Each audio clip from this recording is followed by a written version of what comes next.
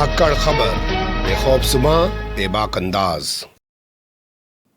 धाकड़ खबर के न्यूज़रूम से मैं आपके साथ हूं अकरम रईस खान। क्रोनोलॉजी को समझिए।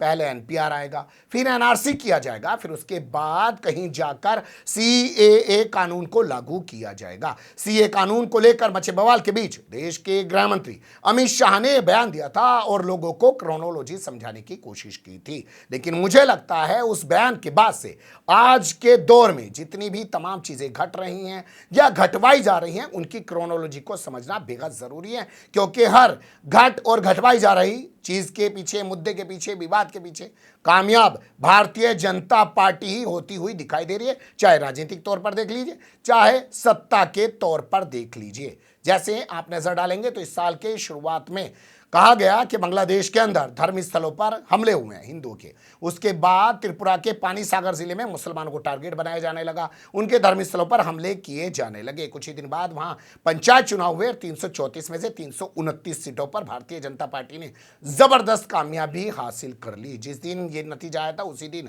हमने खबर आपके सामने रखी थी। उसको हम आई बटन पर लगवा दे रहे हैं, डिस्क्रिप्शन में लगवा दे रहे हैं, विस्तार से आप देख सकते हैं। हमने कहा था कि पानी सागर जिले में हुई हिंसा के बाद त्रिपुरा में जिस तरीके से भाजपा कामयाब हुई है, अब आने वाले 5 राज्यों में जो चुनाव होने जा रहे हैं उनमें से 4 राज्यों में भारतीय जनता पार्टी इसी फार्मूले पर चलेगी। और हुआ भी वही। जैसे ही उत्तर प्रदेश का चुनाव शुरू हुआ वैसे ही कर्नाटक के अंदर हिजाब का विवाद खड़ा कर दिया गया। और उसके बाद से आप लगातार देख ही रहे हैं किस किस तरीके के विवाद लाए जा रहे हैं। कभी लाउड स्पीकर लाया जा रहा है, कभी लव जिहाद लाया जा रहा है, कभी प्लान का मुद्दा बनाया जा रहा है, और अब विवाद खड़ा कर दिया है कि मस्जिदों के नीचे मंदिर दबे पड़े हैं या मंदिरों को तोड़कर मस्जिद बनाई गई है। ये तैयारी आप मान के चलिए कि उत्तर प्रदेश में इस साल के आखिर में होने वाले नगर निगम, नगर पालिका और नगर पंचायत चुनाव के लिए की जा रही है। और आप इसे कह सकते हैं कि ये उत्तर प्रदेश के अंदर 2024 का सेमीफाइनल होने जा रहा है। तो ऐसे मामले में कोई भी पीछे नहीं रहना चाहता है। हम आपके सामने ताजा खबर रखने जा रहे हैं उत्तर प्रदेश के अलीगढ़ से।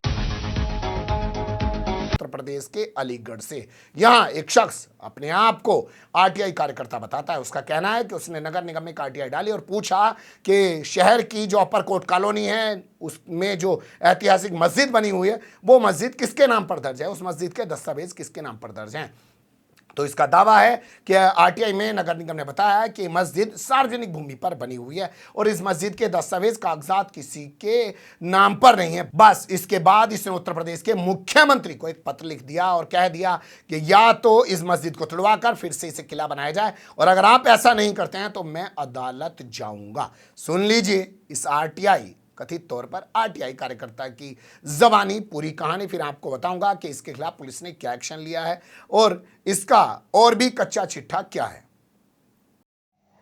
देखिए, इतिहास में दर्शाया गया है कि ऊपरकोट बालाई किला के नाम से किला हुआ करता था, जिसमें पूर्व में कई राजा यहाँ के राजा रहे हैं, हिंदू राजा रहे हैं।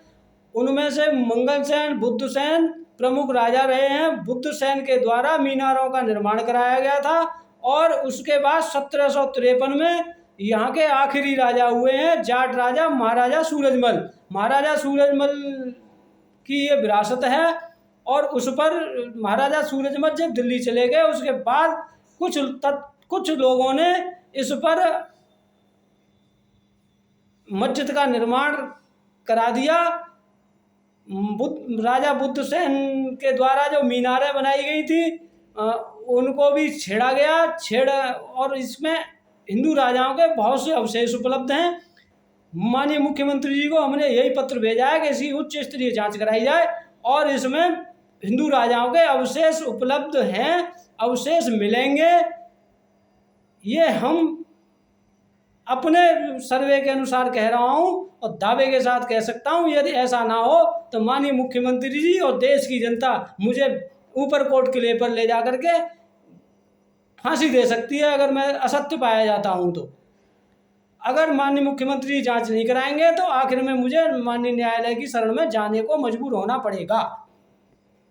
सुन लिया आपने इस कथित आरटीआई कार्यकर्ता को। तो इसका क्या कहना है कि बुद्ध सेन के वंशजों ने इसको बनाया है और इसको बनाया गया था गंगा दर्शन के लिए, यानी जो ऊंची ऊंची इमारतें बनी हुई हैं उस पर चढ़ के गंगा का दर्शन किया जा सके उसके लिए बनाया गया। लेकिन जैसे ही राजा सूरजभान जो जाट राजा हुए हैं, अब जाट राजा शब्द भी वो साथ में इस्तेमाल कर रहे हैं, आप जानते हैं पश्चिम उत्तर प्रदेश में जो अभी चुनाव हुए हैं वहाँ भारतीय जनता पार्टी ने 2013 से जो अपना एक तरफा राज स्थापित कर रखा था दंगों के बाद से, वो टूट गया और जाट मुस्लिम फिर से एक बार साथ आए और राष्ट्रीय लोक दल एक ताकत बनकर फिर से उभरी और किसान आंदोलन भी यहाँ चल रहा है। उससे भी भारतीय जनता पार्टी को दिक्कत है। तो सीधे तौर पे नाम लेके बात की जा रही है कि जाट नेता सूरजभान दिल्ली चले गए, उसके बाद मुसलमानों ने कब्जा कर लिया और इसके अस्तित्व को बदल के रख दिया। अब जैसा मैंने कहा कि इस शख्स का प्रोफाइल आपको बता देते हैं। ये अपना नाम पंडित केशवदेव शर्मा बताता है और खुद को आरटीआई कार्यकर्ता बताता है। साथ ही एक संगठन अपने आप को राष्ट्रीय उपाध्यक्ष बनाता है। गली मोहल्ले में रहने वाले लोग भी अपने आप को राष्ट्रीय उपाध्यक्ष से या राष्ट्रीय अध्यक्ष से कम नहीं समझते हैं।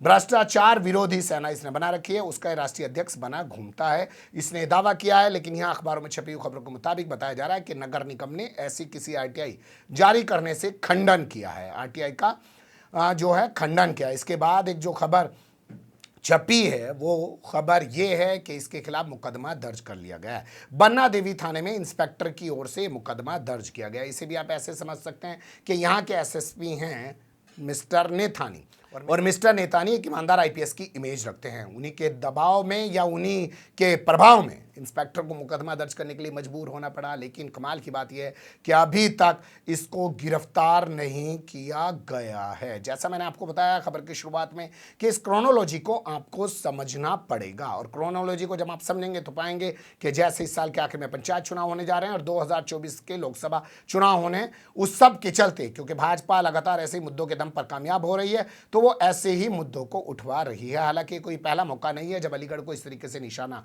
बनाया गया। इससे पहले चुनाव के दौरान कहा गया कि अलीगढ़ का नाम हरिगढ़ कर दिया जाएगा और अभी कुछ दिन पहले की बात है जब लाउड स्पीकर पर बात चल रहा था तो कुछ गुंडे एक मस्जिद के अंदर चले गए और वहां बवाल किया, नमाजियों पर पत्थर मारे और उसके बाद वहां से वो फरार हो गए। बार बार लगातार अलीगढ़ को या एक और ऐसे शहरों को जलाने की कोशिश की जा रही है। लेकिन यहां सवाल ये पैदा होता है कि ये कथित आरटीआई कार्यकर्ता कहीं एएसआई भारतीय सर्वेक्षण पुरातत्व सर्वेक्षण विभाग के पूर्व अधिकारी से प्रभावित तो नहीं है, वो भी देख लीजिए। जी हां, ऐसा लगता है कि जैसे ये कथित आरटीआई कार्यकर्ता एएसआई के एक रिटायर्ड अधिकारी से प्रभावित है, जिस अधिकारी का नाम धर्मवीर शर्मा बताया जा रहा है। उसने दैनिक जागरण को बताया कि जिसे कहा जा रहा है कुतुब मीनार, वो कुतुब मीनार नहीं है।